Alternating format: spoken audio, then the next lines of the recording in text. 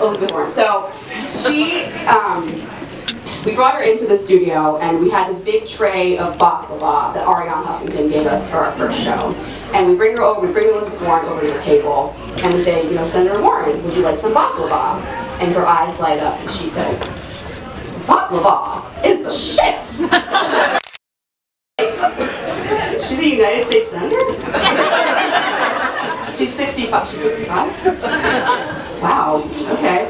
I just want to hear her opinion on like other Greek foods. Like, you think like moussaka has big dick energy. But the best part was that she did this, she always does this fist bump thing, but she wasn't fist bumping anybody at all. She was just going like this. And she went, baklava is the shit. And now that she's running for president, I don't want this story to get out because the GOP attack ads will just destroy her. It'll just be like, Elizabeth Warren uses naughty language to describe Mediterranean pastries. She can't even fist bump properly. First that Native American thing, and now this. Elizabeth Warren is not fit to be president of the United States. America, do the right thing and vote for the racist asshole instead. So Elizabeth Warren is super cool. Alright, so our next comedian, also super cool. She has a PhD in being a bad bitch. Rahab Halal.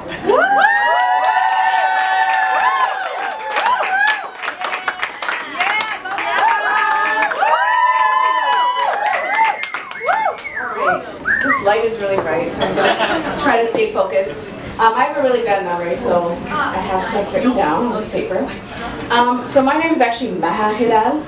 I don't actually know what Andrea called me. Sorry. It wasn't that.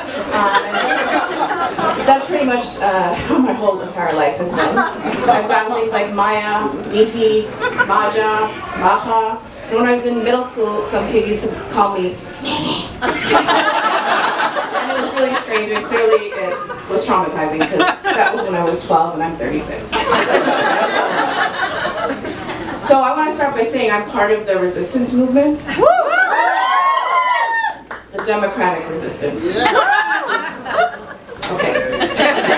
You are part of it, but I'm actually not part of that movement because I don't think it's resistance. Yeah. So I was looking up where to come tonight and where this place was, and I noticed they had on their little logo 1776. Anyone know that date? Yeah. American Revolution, right? People like me, American, are supposed to be proud of that, right? But really, the only way I interpret the American Revolution is one group of colonizers fighting another group of colonizers. Yeah. Over their land, right? This has no bearing on my life. I haven't really benefited from this colonization. Right. Right. So, it's just really funny when I see this 1776 repeatedly because what we're seeing now is also white people fighting each other. Many, many, many hundreds of years later, right? Right. Okay. So I get this question a lot, where am I from? Can anyone guess? Okay. So my family's actually from Egypt.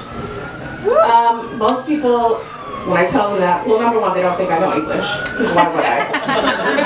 Number two, even when I'm speaking English, they don't think I know English. Even when I'm talking to them, their facial expression cannot register the fact that I speak English.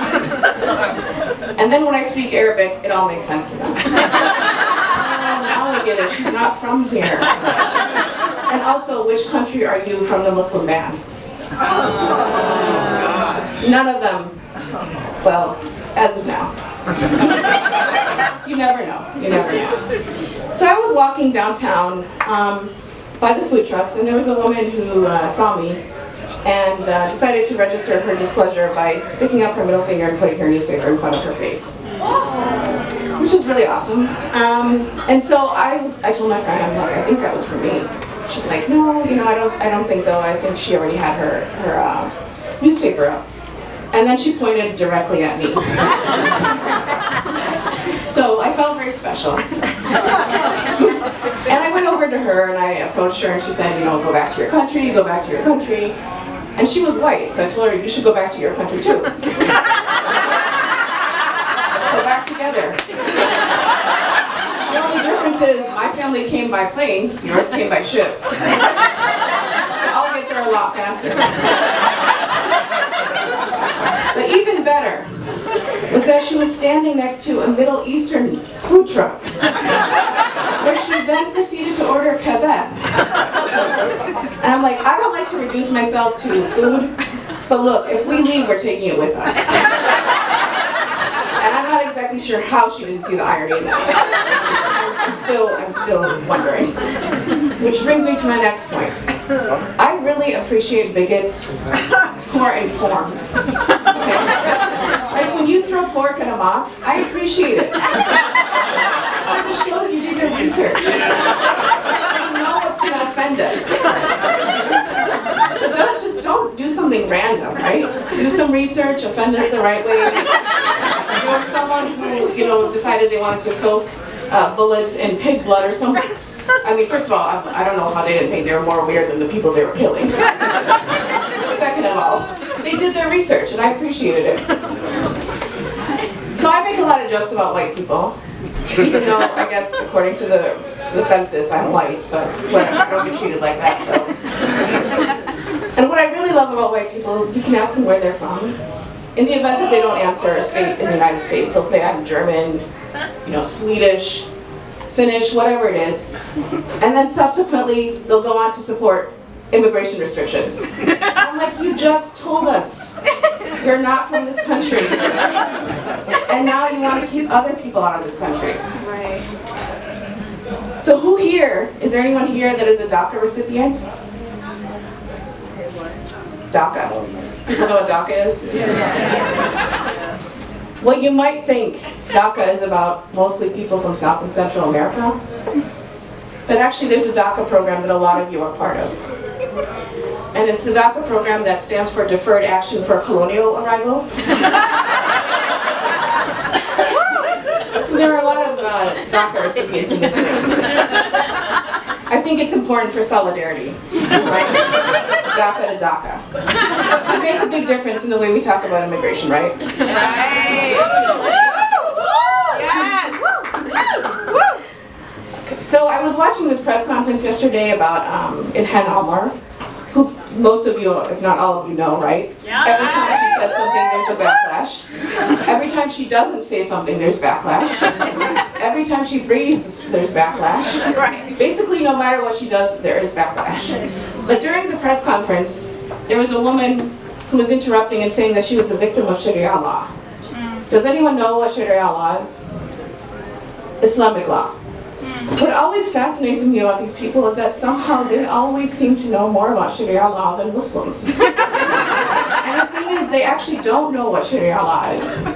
So that's even better, because they're saying they're a victim of something they don't even know. And on top of it, they don't even know their own laws, which is American laws. But somehow they've taken the extra step to learn about Sharia law, which Muslims don't even know, and is widely read in Arabic, so that adds another dimension of, you're probably not going to know what this is. And it really fascinates me.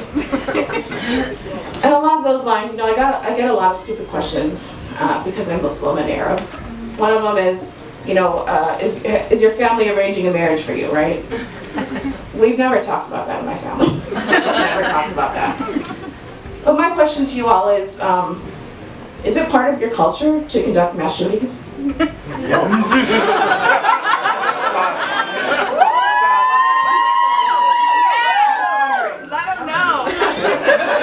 know that white people tend to only observe patterns as it pertains to other people. But I just want to know, and I've been wondering for a long time.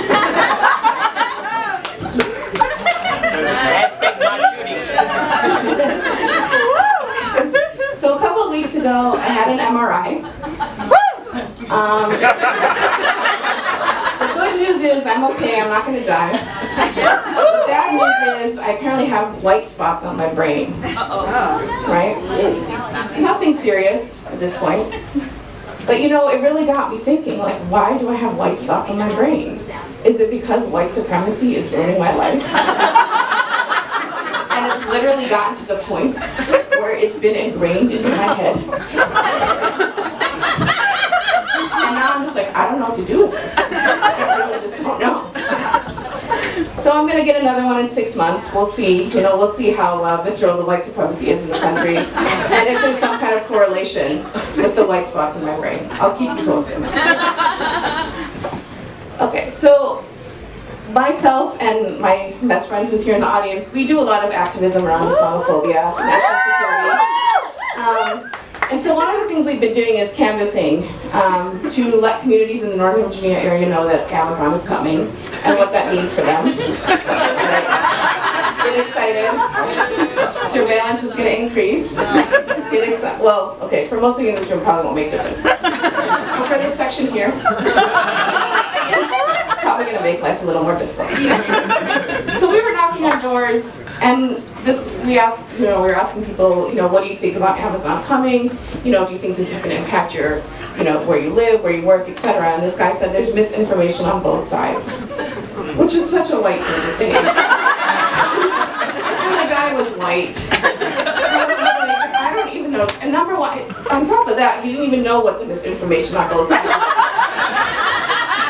Okay. And then I was like, look. The only misinformation you need to worry about is the one that's going to get you evicted from your apartment. And trust me, it's the Amazon misinformation. It's not our side. So it was really, really interesting to kind of hear where people are at with Amazon, right? And I sent an email to a list focusing on Islamophobia issues about surveillance. And a Muslim guy responded to me, what does this have to do with Islamophobia? He apparently thinks there's going to be Muslims that get jobs from Amazon coming to the DMV. I just think he's going to get evicted, and frankly, I'll be clapping when that happens. So he doesn't understand. I'm not going to explain it. So the last thing I'll say is, I focus a lot on narratives, and particularly narratives that criminalize